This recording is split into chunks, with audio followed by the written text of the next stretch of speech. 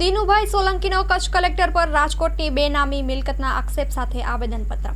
પૂર્વ સાંસદ દિનુભાઈ સોલંકી દ્વારા ગીર સોમનાથના કલેક્ટરની રાજકોટની બેનામી મિલકત બાબતના સનસનીખેજ આક્ષેપ સાથે રાજકોટ કલેક્ટરને આવેદનપત્ર પાઠવી રજૂઆત કરવામાં આવ્યું છે। Report by Abdul Ganchi, Gir Somnath.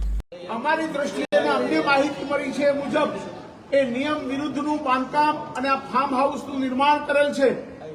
આ એટલા માટે અમારે રજૂઆત કરવા આવી પડી છે કે આજ ગીર સોમનાથના કલેક્ટર દિગ્વિજયસિંહ જાડેજા ગીર સોમનાથની જિલ્લામાં ગરીબોના મકાનો, ગરીબોના ઝૂંપડાઓ, ગરીબોના ખેતરો પોતાનો સત્તાનો ગેરઉપયોગ કરીને ઉજાડી રહ્યા છે, ત્યારે ત્યાંની પ્રજાએ અમારી પાસે માહિતી આપી કે આ લોકો આવી રીતે અહીંયા રાજકોટમાં રહે છે। અમારી આજની રજૂઆત ન્યારી ડેમના કિનારો પર આવેલું આદિરાજ ફાર્મ, જેની માલિકી આ ગીર સોમનાથ કલેક્ટરની છે, આ ફાર્મની અત્યારે રાજકોટની બજાર ભાવ પ્રમાણે ઓછામાં ઓછી 20 કરોડ રૂપિયાની કિંમતનું આ ફાર્મ હાઉસ છે। રાજકોટમાં જયારે રૂડામાં હતા ત્યારે હું આપને પ્રશ્ન પૂછું છું આ માધ્યમ દ્વારા કે જે માણસ પોતે જે સંસ્થામાં નોકરી કરતા હોય એ પોતાની મંજૂરી આપી શકે? મારી પાસે માહિતી છે કે રૂડામાં હતા ત્યારે જ એમના ફાર્મ હાઉસની નિર્માણ કરવાની મંજૂરીઓ લીધી છે એને, પણ એની પણ તપાસ થવી જોઈએ। બીજું મારે આપને કહેવું છે કે આ અધિકારી ગીર સોમનાથ જિલ્લામાં રાત અને દિવસ માત્ર ને માત્ર ભ્રષ્ટાચાર કરીને અમારી પ્રજાને લૂંટી રહ્યા છે। મારે આપને કહેવું છે કે અમે અમારા ઇતિહાસમાં ભણતા હતા ત્યારે વાંચ્યું હતું કે મોહમ્મદ ગઝની અમારા સોમનાથને લૂંટવા આવતો હતો। અમને આજે એ પ્રતીત થઈ રહ્યું છે કે આ આધુનિક લાયસન્સદાર લૂંટેરો અમારા ગીર સોમનાથને અત્યારે ખુલ્લે આમ લૂંટે છે। એની અમે પણ સરકારમાં રજૂઆત જાહેરમાં કરી છે અને સરકારમાં પણ અમે રજૂઆત કરવાના છે। અમે આના માટે chief secretary of Gujarat, vigilance, ACB, CBI આ બધા જ સરકારી તંત્રોને કે જે આ ઉચ્ચ અધિકારીઓ પર પગલાં લઈ શકે અને એની ભ્રષ્ટાચારની તપાસ કરે, એના માટે અમે ગીર સોમનાથમાં ભ્રષ્ટાચાર નાબૂદી સમિતિ બનાવી છે। આજે એના બધા જ માનનીય સભ્યોમાંથી અમે 15 માણસો આજે અહીંયા રાજકોટ આવ્યા છે। એમાં 5 વકીલ મિત્રો અમારી સાથે છે, બીજા 10 સભ્યો છે। એમાંથી અહીંયા અમે સ્ટેમ્પ ઓફ રજિસ્ટ્રાર સાહેબને પણ અમે આજે વિનંતી કરી રહ્યા છે અમારા વકીલશ્રીઓ કે આજે તમે દિગ્વિજયસિંહ જાડેજા કલેક્ટર ગીર સોમનાથના પરિવારના નામે કે એમની સાથે લોહીના સંબંધથી જોડાયેલા હોય એવા કોઈ પણ પરિવારજનો નામે આ રાજકોટ શહેર અને આજુબાજુના વિસ્તારમાં એમની કોઈ પણ મિલકત હોય તો એની અમને માહિતી આપવાના છે, એ પણ અમે માંગણી કરી છે।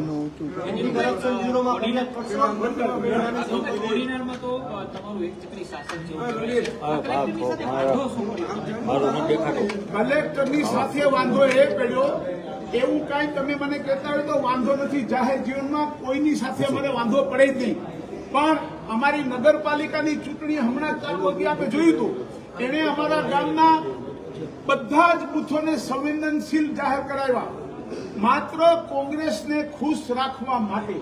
શું કામ? તમને આશ્ચર્ય થાય કે કોંગ્રેસને કલેક્ટરે શું કામ ખુશ રાખવા જોઈએ?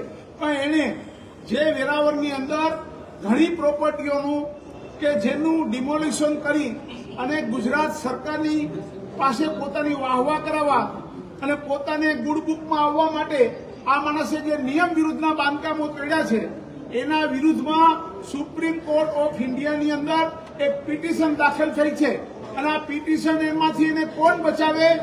કોંગ્રેસ સિવાય કોઈ બચાવી ન શકે, કેમ કે આ પિટિશન કરનારા વેરાવળના મુસ્લિમ માણસે તુક્કો કરી અને કોડીનાર શહેરની ચૂંટણીને સંવેદનશીલ જાહેર કરાવી। અમારા ગામમાં અમે 35 વર્ષથી નગરપાલિકા ભારતીય જનતા પાર્ટી પાસે છે, અમને વારંવાર સુકામ સોંપી રહ્યા છે। એમાં ભાઈને એવું થયું કે હું આ બધું કરું, મારો દીકરો શિવાભાઈ 7 નંબરના વોર્ડમાં એ ચૂંટણી લડતા હતા, એક કલેક્ટર દરજ્જાનો માણસ ચાલુ મતદાને 2 કલાક સુધી એ મતદાન મથકમાં શું કરતા હતા, લોકોનો કેવો પ્રભાવ પાડતા હતા કે તમારે કોઈ ડરવાની જરૂર નથી, પણ અમારું શહેર એમ કોઈથી ડરે નહીં। બધાએ નિર્ભયપણે પૂરેપૂરું 60% જેટલું મતદાન કરીને અમે લોકો ભારતીય જનતા પાર્ટીને વિજયી બનાવી છે। એની બી વાત કરું તમને, આ અમારા ધ્યાનમાં એટલા માટે આવી ગયું, સાંભળજો બરાબર, અમારા કોડીનારના બૂથ નંબર 4માં બૂથ નંબર 4 માં સોમનાથ કેળવણી મંડળ નામની સ્કૂલમાં 4 બૂથ હતા. એમાં ત્યાંના કોંગ્રેસી આગેવાન વારંવાર અંદર જતા હતા, લોકોને પ્રભાવિત કરતા હતા, મતદારોને ડરાવતા હતા, ધમકાવતા હતા. એવી ફરિયાદ ત્યાંના પોલિંગ એજન્ટોએ અને ઉમેદવારોએ આપી છે. એ ફરિયાદમાં પગલાં લેવાને બદલે એમણે ત્યાંના ઝોનલ ઓફિસર ચાવડા કે જે સિંચાઈ વિભાગના કર્મચારી છે એને આ સ્કૂલમાં મોકલ્યા અને સ્કૂલમાંથી ગઈકાલનું જે સીસીટીવીનું ફૂટેજ હોય એને ડિલીટ કરવા માટેનો પ્રયત્ન કર્યો અને એ અંગેના સોગંદનામા એક સ્કૂલના 2 કર્મચારીઓએ સરકારને પણ મોકલ્યા છે અને ચૂંટણી પંચને પણ મોકલ્યા છે. અમારા આ ફાર્મ હાઉસ જેવી